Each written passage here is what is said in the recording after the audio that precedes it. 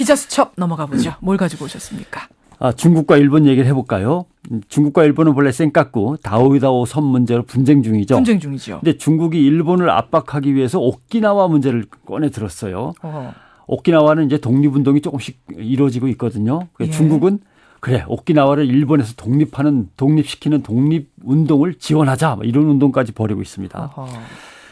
최근 이제 오키나와 주민들은 류큐민족 독립종합연구회 또는 오키나와 스터디즈 107 같은 이제는 오키나와 사람이 아닌 과거의 류큐 사람으로서 류큐 독립왕국을 세우자 이런 운동을 벌이고 있는데 일본의 가장 아픈 부분이죠. 이걸 갖다 이제 중국이 꺼내 들고 나왔습니다. 그래서 사실 오키나와는 위치로 보면은 중국은 대만의 한 부분이라고 자꾸 주장을 합니다만은 일본 큐슈와 대만 사이에 있는 수백 개의 섬이죠. 그 중에 이제 사람들이 살고 있는 걸 우리가 오키나와라고 부릅니다만은 아무튼 오키나와 문제를 오늘 한번 다뤄보죠. 오키나와 역사 좀 살펴볼까요? 오키나와는 이제 여러 개의 부족 국가로 돼 있다가 여러 개의 섬으로 돼 있으니까요. 당연히 1429년에 통일된 왕국, 류큐 왕국이라는 걸 세웁니다. 그때부터 이제 류큐 왕국입니다. 그런데 중국이 가까이 있으니까 중국의 조공을 바치면서 간신히 독립국의 지위를 유지를 하죠. 그런데 1609년 임진왜란이 끝난 다음에 도쿠가와 이에야스가 일본 조총 부대를 이리로 보내가지고 정벌해버립니다. 그래서 그 이후에 류큐 왕국은 중국한테도 조공을 바치고 일본한테도 조공을 바치고 양다리 외교로 이제 독립된 지위를 겨우 또 유지를 합니다. 그러다가 이제 1879년에 일본이 메이지 유신을 치르면서 또 군사를 보내서 류큐 왕국을 아예 점령합니다. 이때는 그냥 점령하고 나오는 게 아니라 류큐 왕을 폐위시켜버리고 여기에다 오키나와 현이라는 걸 아예 만듭니다. 그때부터 오키나와가 일본 땅이 된 오키나와 거군요. 현 이렇게 되는 거죠. 그래서 이제 일본 땅이 된 겁니다. 사실 오키나와는 2차 세계대전 당시에 태평양 전쟁 격전지로 유명한 곳이잖아요. 유명하죠. 아직도 가면은 그 유물들이나 유적 많이 남아 있죠. 일본이 이제 태평양 전쟁에서 자기네가 질 게 뻔하잖아요. 그러니까 악랄한 계획을 세웁니다. 일본 천황과 일본 군사당국 그러니까 뭐랄까요 그 군부의 기득권을 어떻게든 지키려고 이제 몸부림을 칩니다. 질 건 뻔한데 자기네 기득권을 지키려니까 전쟁을 질질 끌면서 협상을 해야 되는 거 아닙니까? 그렇죠. 근데 전쟁을 질질 끄는 방법이 뭐냐?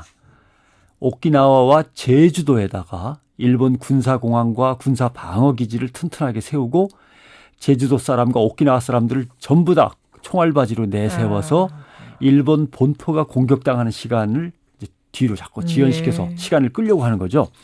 뭐 제주도 상황은 뭐 우리도 어느 정도 아는 거고요.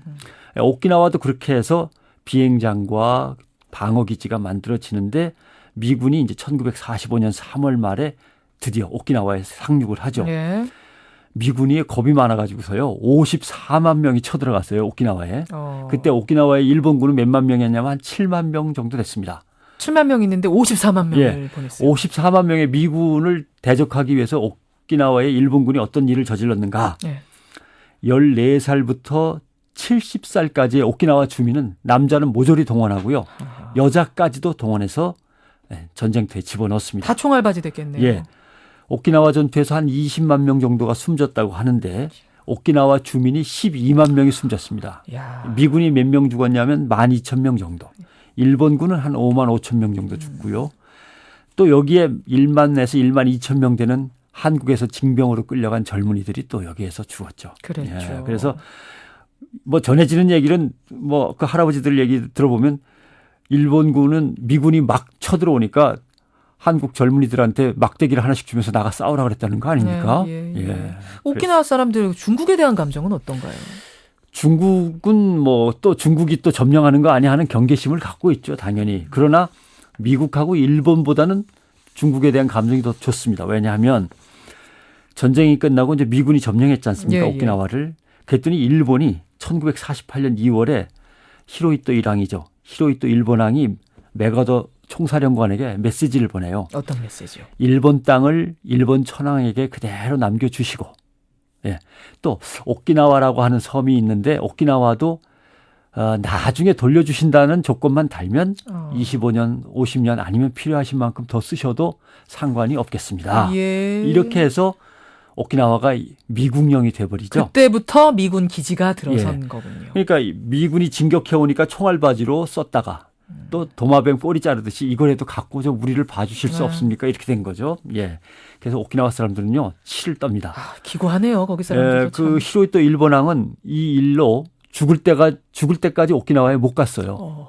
그래 히로히토 일본왕의 아들인 아키히토죠. 아키히토 일본왕이 왕세자 시절에 왕이 아니고 왕세자 시절에 오키나와에 갔는데 오키나와 사람이 분신 자살했습니다. 나는 받아들일 수 없다. 예, 그랬습니다. 그래서 뭐 오키나와의 일본 문제는 그런데 미국도 또 묘합니다.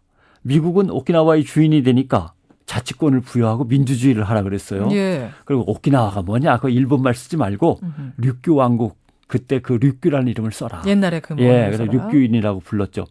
그다음에 일본은 왜 왕의 이름을 따서 연도를 붙이지 않습니까? 소화 몇 년, 그렇죠. 뭐 이렇게 메이지 몇 년. 근데 그거 쓰지 마라. 이렇게 했어요. 그러니까 류큐 사람들은 반갑죠. 그래서 그 다음에 무슨 일이 있었냐면요. 1962년에 태평양의 섬 사모아가 미국령이었다가 독립됩니다. 1970년에는 피지, 통가, 이게 태평양의 많은 섬나라들이 다 독립합니다. 그랬죠. 그러니까 류큐 사람들도 다음에 이제 우리가 독립할 차례구나 라고 해서 류큐 공화국을 만들 준비를 다 해놨는데 미국이 1972년 5월에 오키나와를 일본에게 돌려주죠. 독립이 아니라 일본의 반환. 예, 그러면서 우리가 그동안 오키나와에 길도 닦고 상수도도 건설하고 돈 많이 썼어. 한 3억 2천만 달러 정도 좀 내놓으셨으면 좋겠는데 해서 일본에서 돈을 또 받아가죠. 그러니까 팔아넘긴 셈이 또 팔아넘긴 겁니다. 참 기구해요. 그러니까 이제 중국은 이 사이를 파고드는 거죠. 이걸 이제 잘 보시면 되고 또 하나의 문제는 미국을 잘 보셔야 됩니다. 항상 영토 분쟁은 일본을 앞세워서 영토 분쟁을 일으키고 자기네들은 뒤에서 항상 실익을 챙기는 거죠. 예. 중국과 미국, 일본에 얽힌 오키나와 얘기는 뭐 이 정도가 되겠습니다. 지금 오키나와에서 일고 있다는 독립운동 이런 배경을 알고 여러분 그 뉴스 따라가시면 훨씬 더 알게 쉬우실 겁니다. 전상욱 기자 수고하셨습니다. 고맙습니다.